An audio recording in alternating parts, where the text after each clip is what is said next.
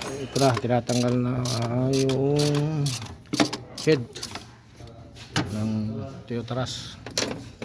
Tapos pag di nyo matanggal tong valve cover to, may dalawang tornilyo pa rito sa sensor. Mahaba yung sensor niya. Ay, mahaba yung tornilyo ng sensor, dalawa. Bago nyo tanggal yung valve cover, yan siya.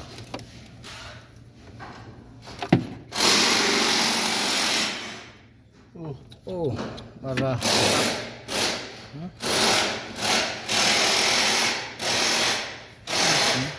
yun, bago-bago pa yung sakyan pero grabe na. Putik-putik, matindi. Saham. Gris. Ayan,